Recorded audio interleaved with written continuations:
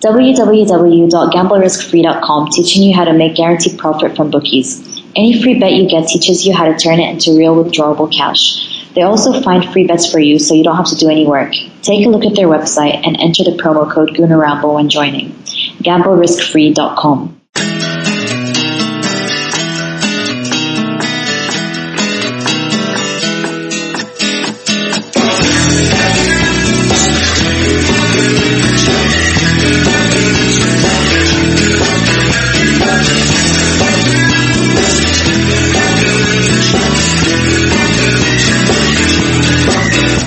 Hello and welcome to the Good Ramble podcast. I'm your host Giles, back in town with the boys, and joining me tonight are the three, what should I call you this week? Three peas in a pod. We've got Mark, Akhil and Clive. Good evening, fellas. Good evening. Hello. All right. So that's a good start. Yeah.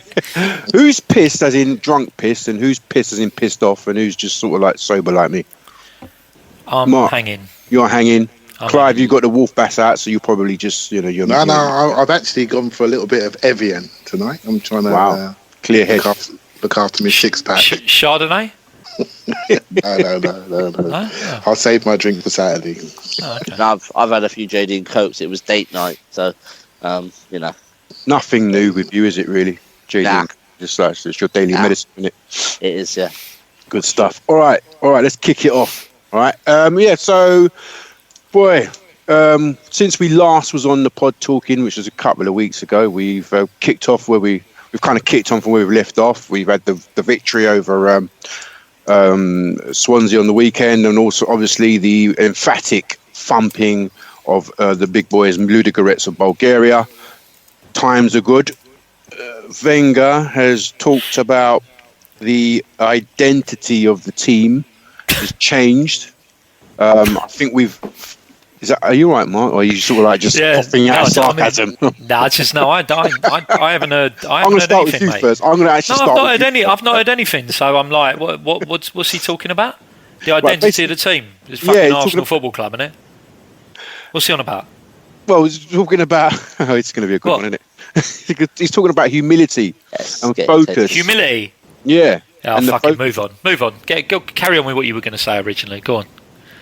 So the identity of the team this season, I think we've seen a difference in the outlook of the team. There's more responsibility compared to last season, where Ozil spoke about a lack of focus, where Sanchez talked about the lack of the lack of desire, the winning mentality. I think right now, after these first 12 games, we're actually seeing a difference in this team. Wenger all the time he's been talking about humility, maintaining focus, scratching the last result, thinking about the next performance.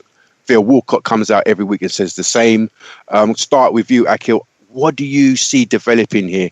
Are you seeing progression?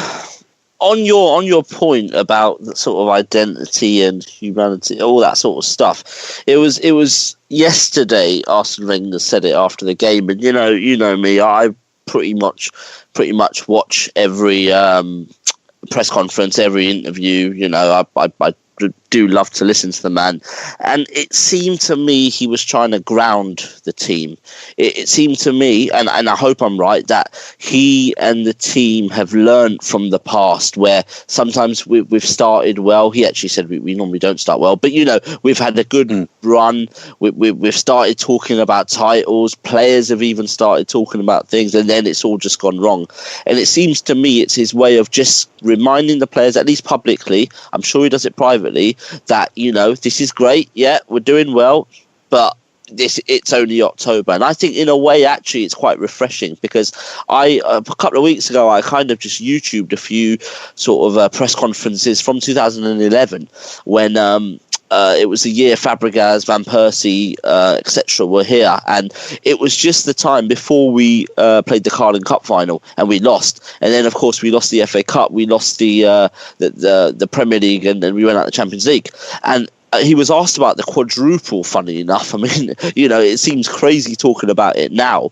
And the fact that people were talking about it was it obviously put a lot of pressure on the players, and maybe they got complacent, I don't know. But it just seems like maybe they've learned from it. He's learned from it. Maybe obviously the players are a lot more mature now. It's a more balanced squad. So for me, actually, it wasn't. I preferred that than him coming out and saying, "Oh, didn't we play well? Yeah, we're playing. It's great at the moment." It's more like, "Well, yeah, that was good, but."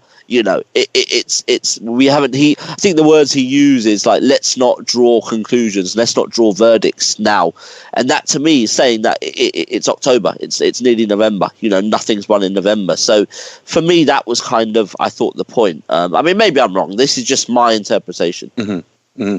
Clive? No, I sort of agree with Akhil. I think the club, the players, the club as a whole, they're trying to rebuild what I call the trust framework with us fans, right? So we've been here up to a degree before, and we've been let down before. And if you listen to every sort of pundit, they talk about Arsenal, they have this little sniggering look on their face and says, well, we've seen this before. Talk about Theo Walcott's form. Well, we've seen this before. And a few of them are putting their heads above the parapet and saying, well, actually, this looks a little bit different. And I feel it's a bit different. It's actually quite refreshing to hear a bit more maturity with some of the conversations coming out of the club. I've spoken before about particularly people like Theo, who sometimes can say too much too soon. I remember the meeting we had after beating Hull last year, and he told everybody we had this meeting. Well, what did the meeting mean? We went to Old Trafford, etc. The meeting didn't mean much, right? So sometimes we can be a bit premature in our thought process. So I'm pleased there's a lot more realism, and I feel though there's a focus on the season as a whole, and the season comes in blocks of games, normally hooked between international breaks, and we have a week, and you've heard Wenger talk about this week, we have 3 games that we are favourites to win, and it's interesting to see the focus and how we're approaching those games and how we're solving problems during those games to make sure we get the results that we need. So yeah, I like what I'm hearing. I like the maturity, and it's about time, but it's still really enjoyable at the same time.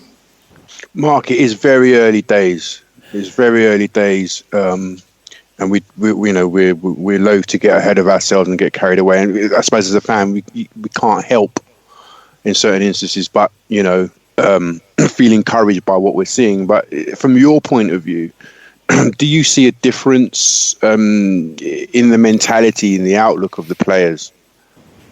No, not really. My mum has a saying, talk's cheap, money buys whiskey. I don't really give a shit what they say. It doesn't matter what they say. We've listened to players talk for years. So, whether they talk about taking it cautious or they're getting a bit ahead of themselves, it don't really matter, because what matters is what they do on the pitch. So, we just wait and see. I mean, we've played 12 games, 8 league games, 3 in the Champions League and 1 League Cup game. It's very early days. I don't think there's much conclusion you can draw from it. We've had a lot of changes due to players missing the start of the season because of the Euros.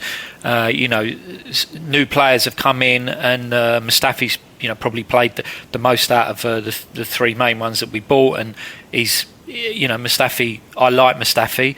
I think you could see in the first 20 minutes last night there was still a few issues, but I think he's a top quality centre half, and I think he's perfect alongside Koscielny. But a little bit disappointed we didn't try any rotation, because we can't rely on both of them all season, particularly Koscielny. I mean, we've got to look at a bit more rotation than I think we're looking at the moment. We're coming into November, and after the next couple of games, we've got a really tough period, and we're going to have a lot of players away on their international breaks. So no, I mean, I think the usual people will get carried away with the start of the season, and I guess people will say the usual people like me will sort of say, calm down and that. But I just think you've got to be realistic about it and look at it and say it's very, very early days. We're one goal off of top, which is brilliant, but it's very early days. So I just think people need to calm down and just give it some time, and let's see how the winter goes. To your point about rotation, do you think the reason why Wenger's kind of been low to really sort of make swerving changes like swapping half the team around is because of last season's start in the Champions League, where he did that pretty early on and he nearly got his fingers burnt, and so this time around he's sort of like resisted I mean, nearly at every juncture, people have said, "Oh, he's going to make this change, going to make that change. This one's definitely going to come out, and that one's." And he changes about 2 or 3 components in the team, but generally the crux, the nucleus, kind of stays the same. Do you think he's sort of learnt, or what's the word? He's sort of like. He still feels he's learning from the effects of last season where he did that, and we nearly came unstuck.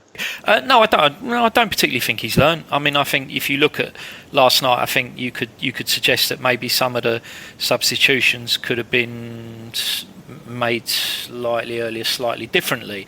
I mean, to me, I'd have probably taken Ozil off before he scored a hat-trick. And I know people will go, yeah, well, look, he scored a hat-trick. But that's fine. But hat-trick in a 6-0 win don't really mean that much, to be fair. What you want is Ozil in the games where you need him. And he I don't know, last night for the first 60 minutes he looked very odd.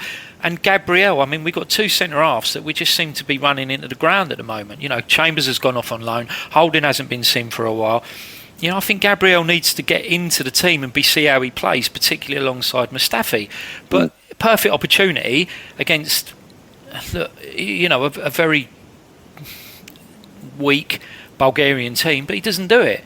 He doesn't do it. So I don't particularly think he's learnt that much. I mean, one of the problems that he had last year was that he got caught out, not necessarily because of the changes he made, but because of players doing stupid things. So, Giroud getting sent off in Zagreb, Ospina chucking the ball in his own net against Olympiacos.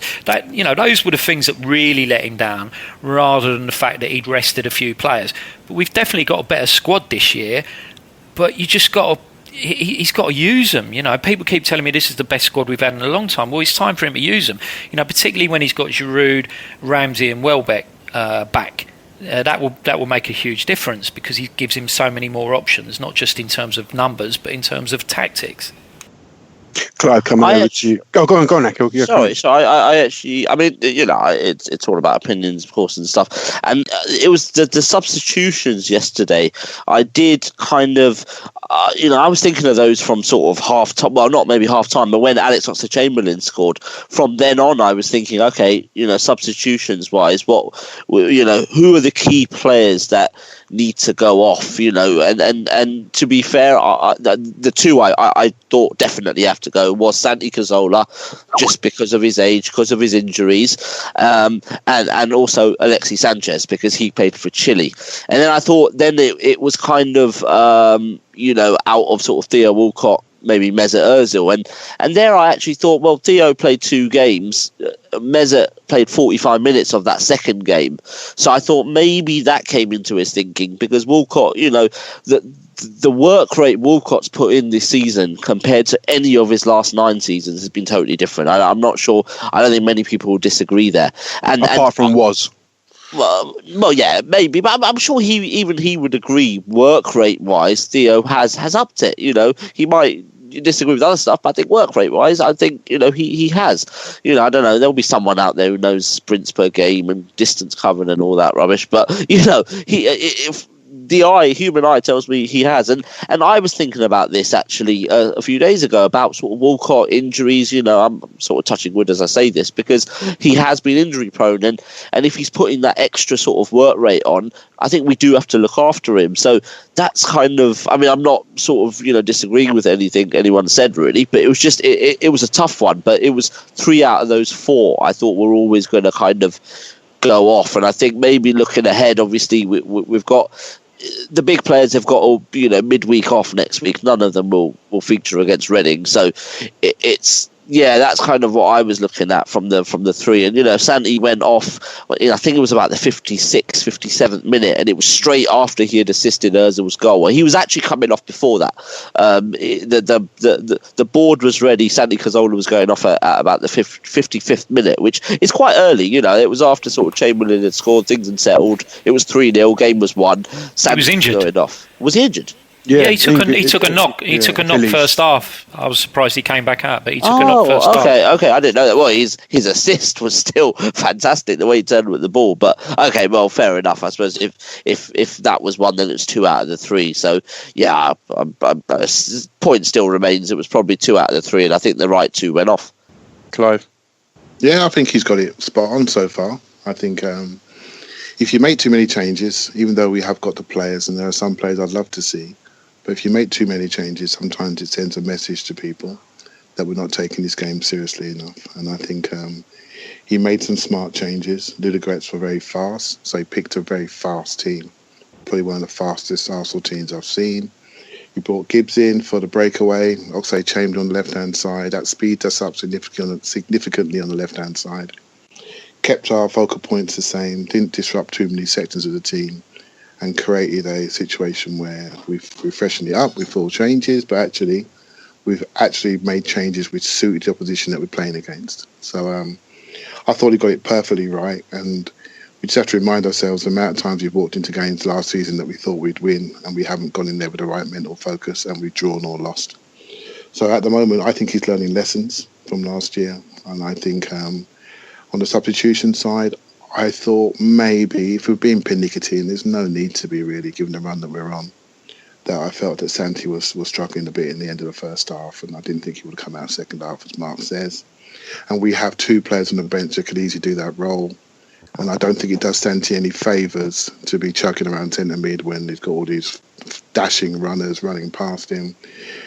No pressure on the ball and picking the ball over our back four, which is a bit scary for the first half. So I think maybe for perfection, a different selection next to Coquelin in the first half. But given the run we're on, this is the best football I've seen for about 4 or 5 years. So I'm not going to pick fault about that.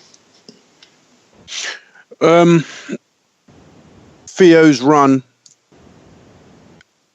It's 8 goals now, all told. I think it is. Loving it. You can't help but love it, can you? Sanchez in up front. Mark, what do you think of those two as a combo? Are you liking what you see? Do you think it's something you expect to see for the rest of the season, or do you think that Giroud has a part to play? We saw Perez come on and for a really good cameo last night as well. Where do you think people like Giroud and Welbeck and Perez could fit into this team now? Well, I think Giroud should be our plan B now, because I think he seems to have settled on a style of football that he wants, and he wants to play Alexis there. I'm not convinced Alexis will manage an entire season there, because I just think the guy, even though he seems to be superhuman, he'll run out of legs at some time, and we don't want to burn him out. We saw what happened last year when he played too much football than he should have done, and we probably cost us our season last year. So I hope Giroud is plan B, because I think if you bring him into that system, I don't think it will work quite as well, because whilst he has his qualities, I think he will slow that game down. So I don't know, maybe Welbeck could come in and do a job there as well.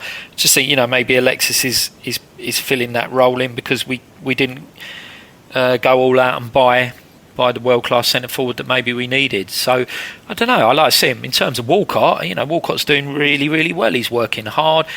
This is the Walcott we want to see, and it's the polar opposite to the one we saw towards the end of the season, when he just didn't seem to give a rat's arse about anything, and he jumped out of that tackle at Sunderland. He's a completely different player. He's working hard. He's helping Bellerin out a lot more than he did last season, and he's really contributing. I mean, his goal last night was a fantastic goal. The ball comes across, he kills it with one touch, great touch, gets it out onto his right foot, and he walloped it in. He bends it, puts enough bend on it that it's going wide and then comes in. That their fat controller in goal didn't get anywhere near it. But he's playing really well, and he definitely deserves his place in the team at the moment. He's doing really well. The problem I have is that I want to know why this Theo Walcott has turned up now and he wasn't there last year. What's actually changed, either in the team or the system that we play, or in Walcott, that we've got this like a new signing. Excuse the pun, but no, I'm loving watching the two of them at the moment. I think it's all about Walcott. I think the change. I think it's all. I don't think it's about systems, or I think it's about himself. I think there's two things. One is confidence.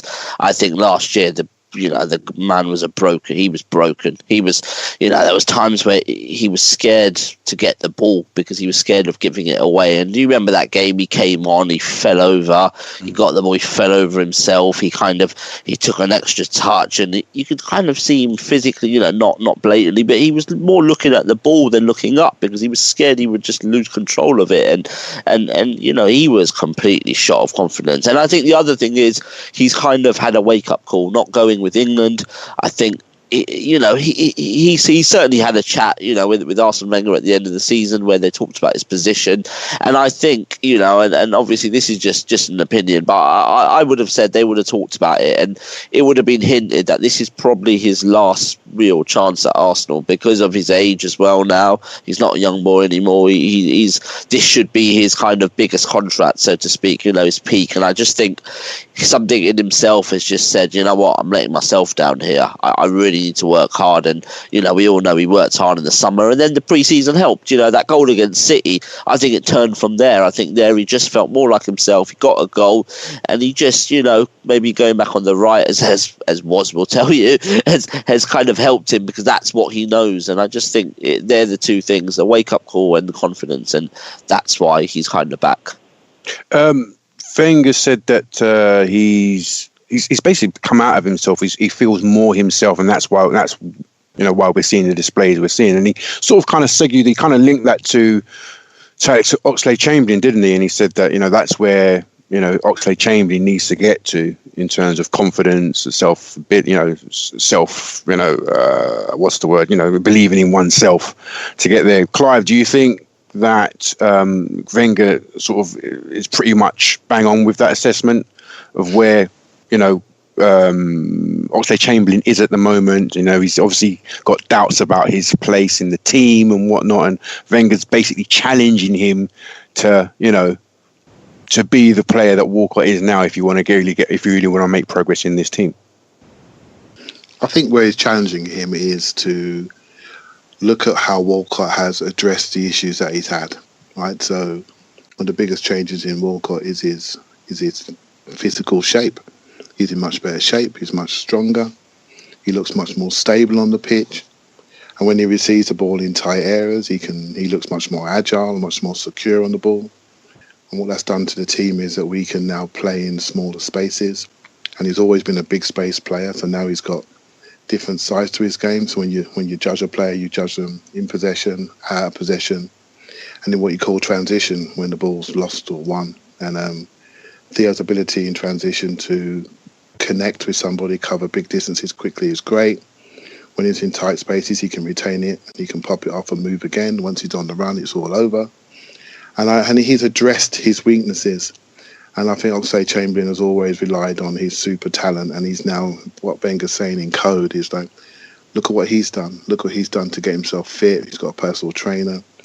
And I think Oxlade-Chamberlain last night, though, I thought he had a great game, and I thought he's fit into the system very, very well.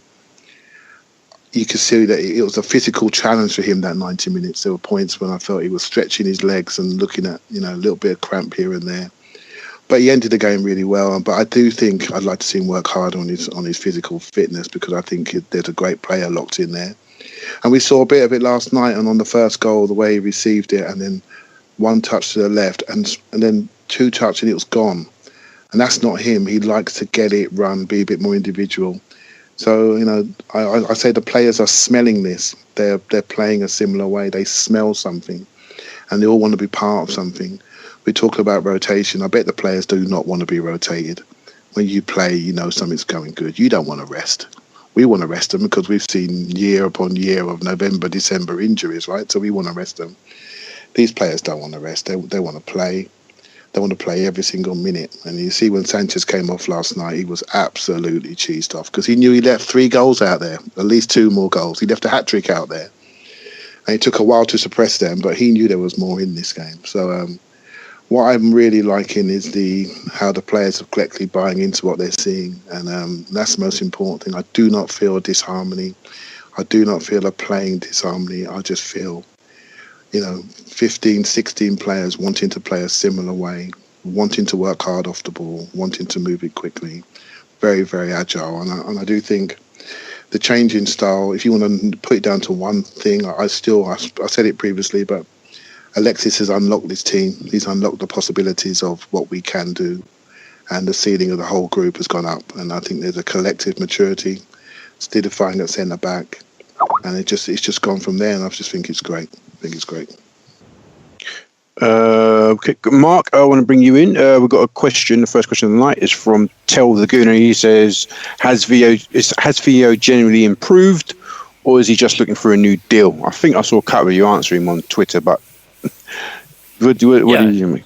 No, as Akhil said, he's not looking for a new deal because he signed one at the beginning of last season or something. So no, he's just improved, and it's as the guys have said, he's a completely different player to the one we saw 5-6 months ago, and there has to be a reason why, and maybe, as Clive says, he's determined to try and make the best of his last chance at Arsenal, and he's putting the effort in now, and good luck to him if he is, because the boy can obviously contribute to any title winning team in the Premier League. He definitely can, but he has to replicate the sort of form he's shown so far this season right the way through. There's no getting an injury and disappearing, no losing confidence and disappearing. He has to perform to this level all the way through the season, and that will be the big test. I do think it's interesting that the England games, it was obvious playing for England when he was surrounded by Jordan Henderson and Eric Dyer, that he didn't quite have the service he's getting playing for Arsenal. But I was concerned. Are you saying Jordan Henderson and Eric Dyer aren't good players then, Clive? I'm saying that maybe that's a whole nother podcast, right? But I'm saying that he doesn't get the type of football around him that he does for Arsenal, right? And people are ready to kill him. And I thought, I hope it doesn't affect him. And on Saturday he came out and showed that he didn't, and he's continued that last night. So if we're looking for confirmation, I know it's still early. I know people are not ready to go off their heads at the moment. But if we're looking for confirmation that something's changed, well, that's it. Because when Theo has a bad game, he carries that around like luggage for 2 months, right, until we see him again. So he's already thrown that away. So something psychologically has changed. He's now looking at every single game as an opportunity rather than something to be scared of. And it's just really good. Can I just cut in there about something, what's changed? And it hasn't changed because he wasn't here then. But there was a piece that I think Mustafi talked to James Oddie in the Standard, obviously in the media bit last night, yeah. And it was in the paper today. And he talked about how even in training, if Ozil sort of makes a mistake or his performances even in training drop, Mustafi tells him, and he feels that they're close enough because they're good friends that he can afford to tell him.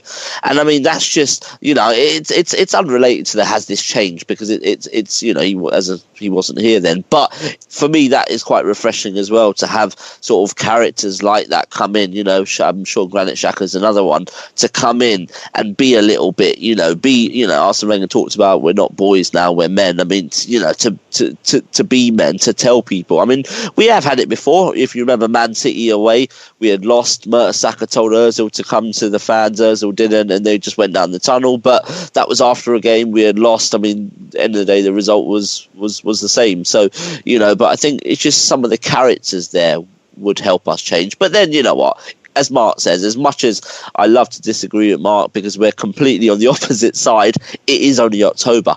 We have seen this before, so it's all about similar to Walcott, keeping it up, going. The whole team have to keep it up, and there's a long, long way to go. So I don't think we should get excited, but characters like that can only help.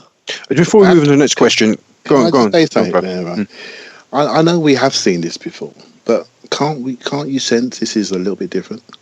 Can't you sense this is a bit more rounded? Can't you sense that the squad is a different age profile? We're not carrying some players on pensions. Can't you sense that we've got centre half that can run? There's a lot that's changed within the framework that is Arsenal. And although as fans we have the fear of it going wrong, we have to appreciate what's going right and why it's going right. And, we've got a centre forward that can run. We've got a centre forward that's hard to tackle. We've got a centre forward that can press, that kicks us off on the pressing trigger from the front. We've got a right winger that's just, one of the fastest players in Europe that suddenly found his mojo and is scoring goals. We've got the best right back in the world, in my opinion. We've got one of the best centre halves in Europe. We just found a mate of 23, 24, just won the World Cup for Germany, stuck him next to him at 35 million. You know, we've got £35 million centre midfielder on the bench. We don't know what to do with him. We've got another one called Aaron Ramsey, who's in European Team of the Year. We don't know what to do with him. We found a 20-year-old in Iwobi on the left wing. Superstar. People, you know, we don't know what to do with him. We got Jack Wilshere, the hero of Arsenal, out on loan. We got to recognise something. This has changed. This is different. We don't want to admit it because we're fans. We don't want to throw our hearts into it, so we're going to get disappointed. But if we can't see the changes, we can't see that it's different, then we're not allowing ourselves to enjoy it. And I want to enjoy it. I think it's absolutely fantastic what we're seeing. Mark, do you want to respond, or do we? No, not really. No, all right. I just want to say before we move on to another question about Mustafi's. I was just reading. I read Mustafi's article in the Evening Standard tonight. What really interested me was when he said that it's about having an identity. We're doing well reading the game because sometimes it's important to win the ball in the last third of the pitch, but sometimes it's about being compact and winning the ball in the middle of the pitch. It's what makes the big teams win titles. Reading the game well. It's not only about us just keeping the ball or playing our game. Sometimes if you see that it doesn't work, you have to change your style. So I think last night we won with 44% possession. Am I right? I think we had less possession than it was less. Ludicrous. Yeah, it was. And so that means that we're like as Mustafi says, we're engaging in the right areas. We're picking our moments with the ball. Wenger talked about quick movement, technical superiority, using our technical quality, and for me, it just seems like it's the beginnings. I'm not drawing conclusions, like you all said. It's too small a sample size, and history tells us that we'd be forced to draw conclusions. But I'm just trying to look, adjust my bifocals and see if there is something developing here. I don't know. Next question is also from. It's from Geek Mouse. I don't really want to give somebody two questions, but he said, do you think Wenger deserves a new contract if we keep playing like this? And it kind of coincides with the article that Chris Wheatley from gold.com wrote today, saying that Ozil's contract basically depends on Wenger staying beyond this season. Akil, what do you make to that allegation or to those rumours? In terms of those rumours, obviously Chris was an Arsenal blogger beforehand. He's got his dream job following Arsenal with Goal. I don't know who he's talked to, but what people. I mean, I've got no doubt what he writes. He certainly believes. I don't know, about that. But in terms of the actual Twitter question, it'll probably surprise most people. But I know, he probably shouldn't sign a contract now because it is only October. I mean, that's the whole thing. And I think Arsene Wenger himself has hinted that he wants to make sure first that he can take the team forward. He wants to make sure he's still welcome. And so I think he himself knows that he doesn't want to sign a contract in October or November when we're doing well. He's kind of hopefully trying to test himself and think, well, I want to sign it in April or May when hopefully we've won the league, or we're a very close sort of second where we've actually challenged the whole time. I think people would accept that because that is progression. If we kind of go into the final day or the second last game still in the title hunt and we've done everything we can, then it's totally different. So I think Arsene Wenger, I think the board would if he wanted to sign tomorrow, I'm sure the board would let him sign tomorrow. But I don't think it's the right thing. And I also think you don't want to unsettle things at the moment. Things are going well. We're playing well. Supporters are happy. It's probably, the last kind of couple of away games as well. The atmosphere has been quite nice. At times it was so hostile last year. It's quite nice. Let's not try and do anything to kind of, disrupt things. And if you remember a couple of years ago, when the similar sort of stories came out about Arsene Wenger and contracts, he got really annoyed, and that was that sort of Neil Ashton moment, the "why you look at me" moment, and all that, because he knew we were playing well, and he knew these kind of rumours in the papers will only upset certain fans. It gets fans maybe arguing within themselves. It just disrupts everything. So that's why he was so angry that day. And I think it's the same here, that he's not going to fuel rumours because he just wants his team to continue his future like it was, 2-3 years ago, the cup final against Hull. It was after that where he signed, and it wasn't even straight after. It was actually, a few weeks after. Yeah. And it was also, I mean, in that same season, like, this is just thinking about how sort of Arsene Wenger works. Even in that same season, Amy Lawrence wanted to interview him for her book, The Invincibles. She had done all the players. Arsene Wenger said no. Arsene Wenger said, I'll do it only after the cup final and only if we win, because he did not want any distractions. He wanted that first trophy in 10 years or whatever it was. There was no, and I get the feeling it's the same again this year, but for a longer period of time, where I just think no distractions, and I think it's the right thing to do. I think he feels he has to earn it. I think every manager, every player should be earning their contracts. They shouldn't get it, for free. He's done some great things here. I love him, but it doesn't matter. No one should get a contract for free. And I think, come April, come May, we're still in it. We've competed. We look like we're progressing. We've played good football. I think it's important as well, because last year we didn't play good football. We had 2 or 3 games where we played good football. We've already played better football this season than we have in the last 5, as Clive says. So the signs are good, but let's not get carried away. And even I'm saying that, let's not get carried away. Let's support the team, support the manager, but let's not think about longevity. Let's not think about next season. Let's just take every game as it goes, Okay, cool. All right, let's move on to the next question and come back to you, Mark. And it's from @Fards20, and he says, is Coquelin more effective than Xhaka at the moment? In my opinion, he's very close to Conte. Thoughts? Mark, what are your thoughts? Well, he is, because Xhaka's suspended. But I think it's interesting. They're kind of very different. Xhaka's more of a deep-line playmaker, and Coquelin is more of a DM, and Coquelin will get around a bit more and press. So if the team wants to press fast and high up, Coquelin is the player to do that. Now, the only issue with that is, and I don't think Xhaka can do it. And I think that Coquelin is at least as good as Conte at doing that. But the problem is what else Coquelin adds to his game when you're not want to pressing. You're in a game where you're not looking to press hard and high up the field. So, where then you're looking at Xhaka, who's got that more ability to spray balls around and is a little bit more solid. I think, Xhaka's looked brilliant, and then he didn't have a great game the other day, and the sending off was still a bit harsh in my opinion. I like Xhaka. I think it's a real quandary, because I think people look at the two of them and try and think that they're fighting for the one place, but I don't know. I see them as two very different players.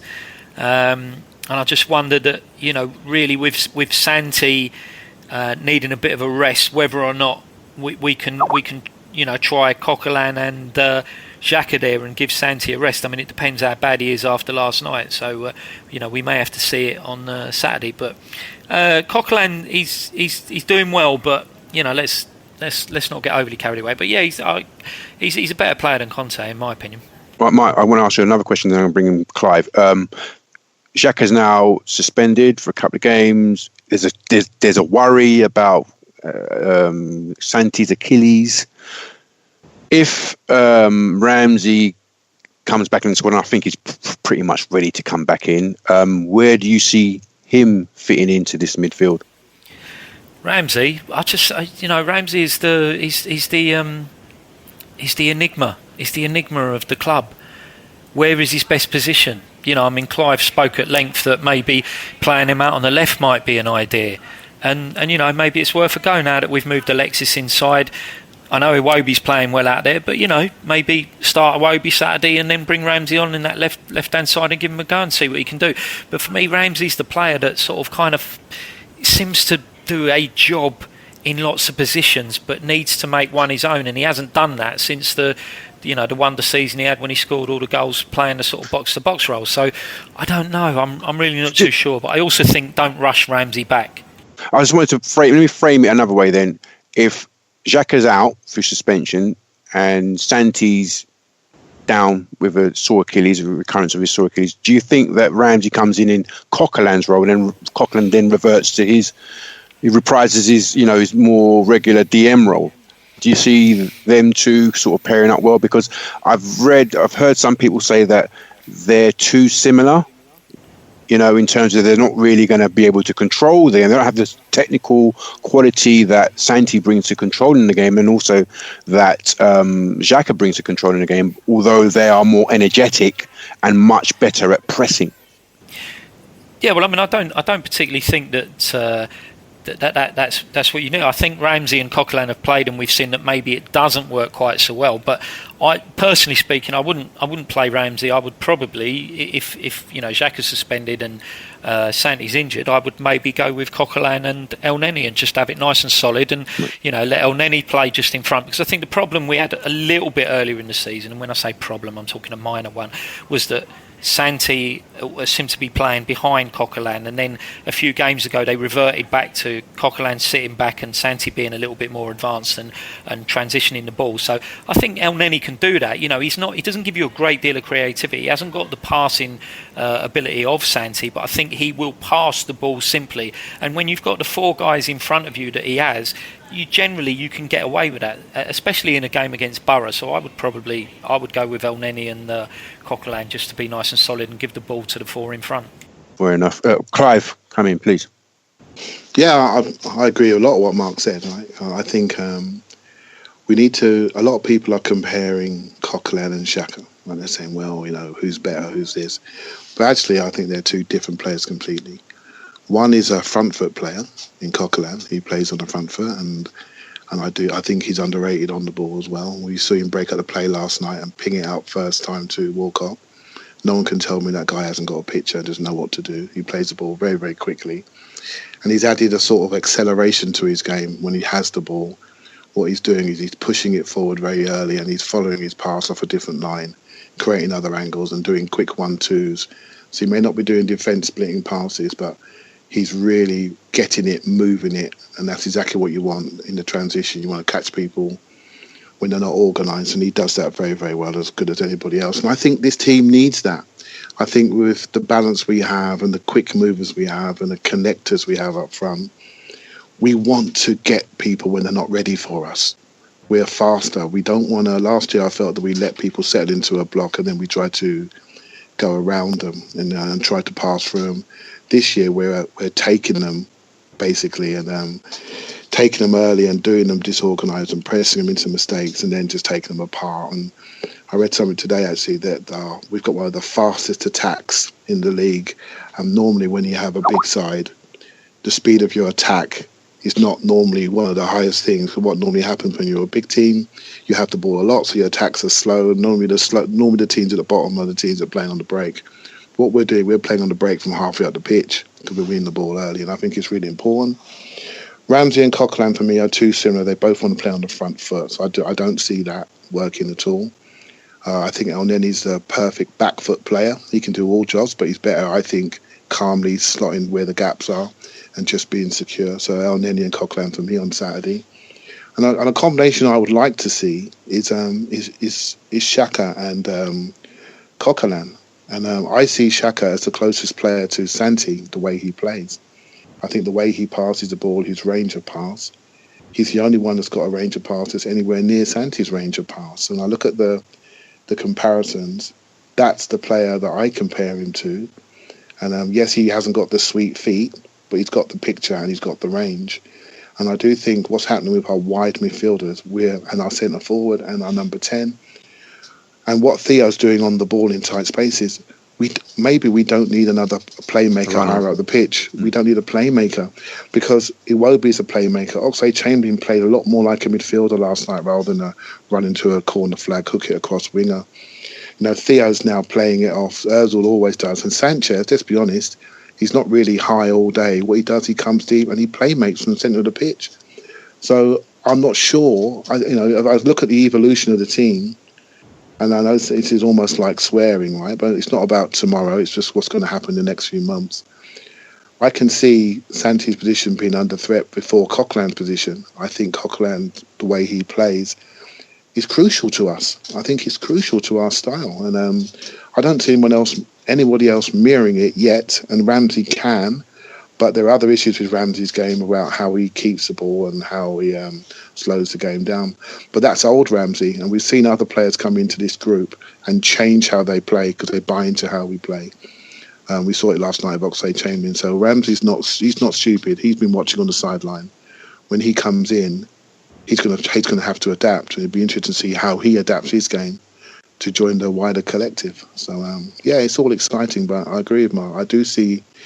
Mustn't forget El Neni. I think he's a very valuable player, and he does a great job for us. And I'm not sure we need another person running into the box and playmaking in centre midfield, because there were periods last night, not being negative, but you all saw it, when we were just out running centre mid, and it might have been Liverpool, it might have been a few games that I've seen. If we want to really be solid, we do need some more athleticism and movement in centre mid. So yeah, I'm happy with that on Saturday. Cool. When they listen to this and they hear the Ramsey comments, someone's not going to be very happy. All right, let's move on to another issue that really kind of arose from last night, and that was the amount of empty seats we saw in the ground. Now, Alan Alga, friend of the pod, said that he calculated, I think it was 15,000 empties, which calculates about £1 million. But that's by the by. The actual the amount that they've lost is by the by. It's not really relevant. Apparently, Akhil, you said it was a Cat B game, right? Yep. Is that right? Yep. And you think to yourself, well, if PSG is a Cat A, Ludogorets is a Cat B, am I really going to get out of my cosy warm yard to pay £50 if I'm going upper, or £40 to pay, or whatever, £35 to pay lower to go and see Ludogorets in a Cat B game? I mean, I think what I'm trying to say is I think the club could be doing more. Not quite sure what it is. Whether it's, as we discussed on Twitter this morning, Akhil and Clive, whether it's home credits or really sort of, bringing down that category to a Cat C, or even just really kind of giving the tickets away, almost like really dropping the prices to get more bumps on seats. Show some PR, show some goodwill to the fans, get them on your side. There's a good run going, get them on your side. And I think that would probably even do more, for the fan base than anything else. So I don't know what you think. I'm going to come to you first, Akhil, then Mark, and then Clive. So, what do you think?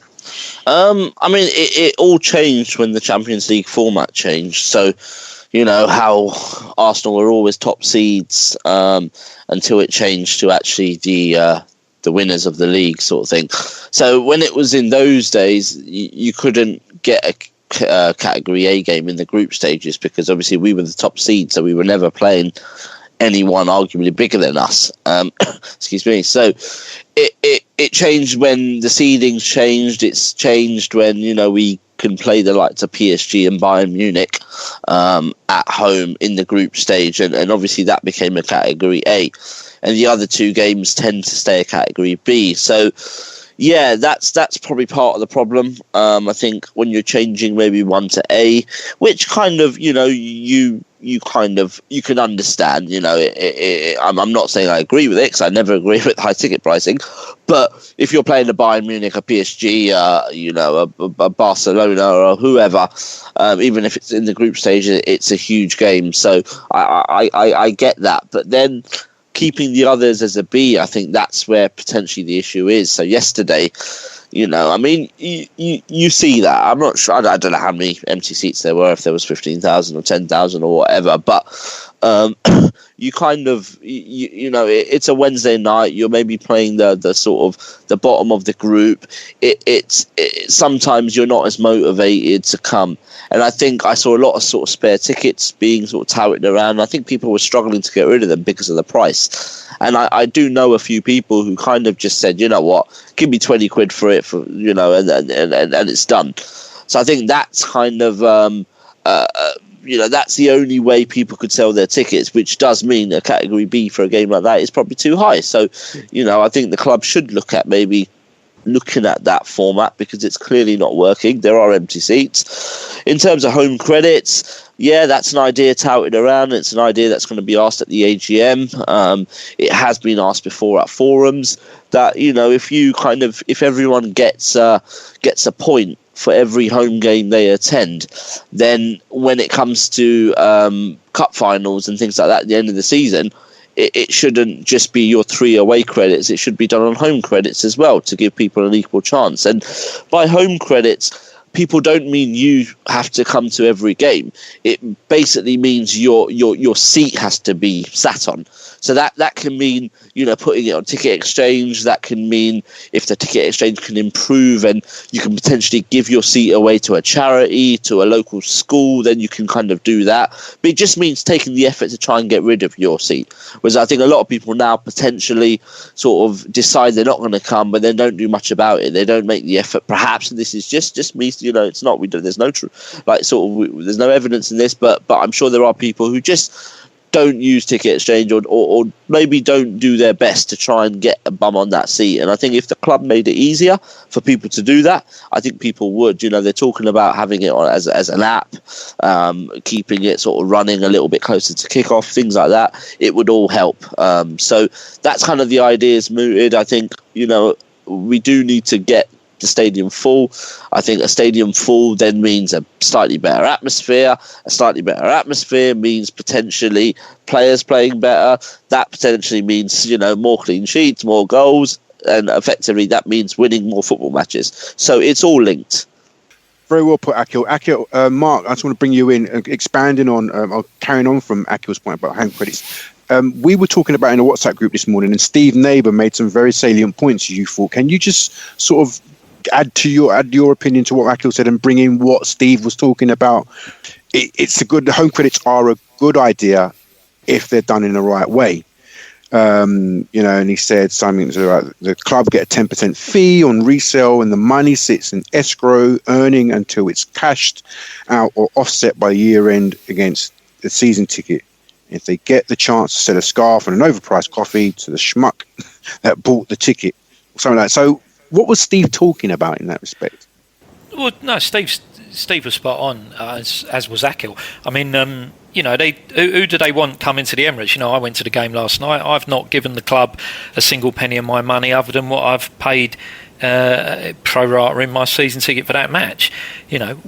Would they rather someone came along and bought a programme and went in the shop and bought something and went and bought something to eat and drink beforehand and had something to eat after? Yeah, of course they would, regardless of whether Delaware's getting the money or the club. That to them is it makes more financial sense, and unfortunately that's the way the club's going. Akhil's point about home credit, I think home credits is definitely the way to go. I think it is pretty poor form that season ticket holders who might go to 19 away games may lose out to someone who goes to 3 away games. I think that's not on. And the number of people who don't bother going, and I mean, it's as he said, it's people look at it and they go, oh, you know what, I live in wherever they live and I've got to trek all the way into London for a 7:45 kick-off and then I've got to get home afterwards, and it's a Bulgarian team, no disrespect to them, but they're not exactly the biggest draw. I'm amazed it was a Cat B. I don't understand that. An A and 2 Bs. I don't understand why an A, a B and a C doesn't really kind of average it out. It's shocking, to be fair. But so a lot of people think, you know what, I'll just watch it at home, or I'll watch it down the pub and I ain't got to go to the game, and they just don't bother turning up. And that's why you get in excess of 10,000 empty seats. So I don't understand why the club. But on one hand I understand it, because the club are like, the seat's been paid for. It's been paid for. Don't really care. There's if 10,000 people don't go, there's still 50,000 Arsenal fans there that will make enough noise to cheer a team on against Ludogorets. So on one end I can understand why they don't care. On the other end I sort of think, make more effort.